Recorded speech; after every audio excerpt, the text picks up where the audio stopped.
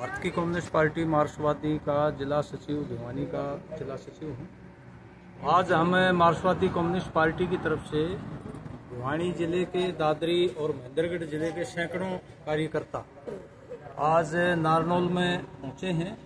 वहाँ पर जो इंडिया गठबंधन के प्रत्याशी हैं, भिवानी महेंद्रगढ़ लोकसभा क्षेत्र से राव दान सिंह, उसके समर्थन में नामांकन सभा हुई है और उस नामांकन सभा में पूरे लोकसभा क्षेत्र के मतलब हजारों लाखों कार्यकर्ता पहुंचे हैं और उससे ये स्पष्ट दिखाई दे रहा है कि ये मोदी सरकार के विरुद्ध बड़ा भारी आक्रोश है और ये चुनाव मोदी वर्सेस मुद्दे हैं, मोदी वर्सेस जनता है।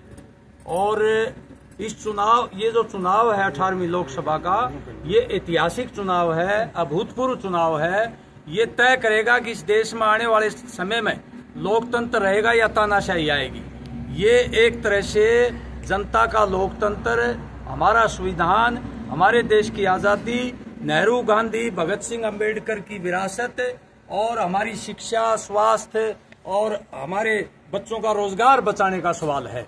और ये चुनाव जो है निश्चित तौर पर जो एक तरह से हमारे आजादी की दूसरी लड़ाई है, ये एक तरफ बड़े बड़े कॉरपोरेट हैं, उनके दलाल हैं और जो इस व्यवस्था में धन इकट्ठा करके हमारे गरीब लोगों को, किसानों को, मजदूरों को, छोटे व्यापारियों को लूट रहे हैं, उनके खिलाफ ये चुनाव है। जैसे वो अंग्रेजों का प्रतिनिधित्व करते हैं और ये बहुमत जनता जो 98% जनता है, जिसकी रोजी रोटी पर हमला है, जो कमा के खाने वाले लोग हैं, ये उनके बीच में चुनाव है। और मैं तो ये कहता हूँ, इस चुनाव में जो जनता का पक्ष लेता है वो एक तरह से आजादी के आंदोलन का पक्ष ले रहा है।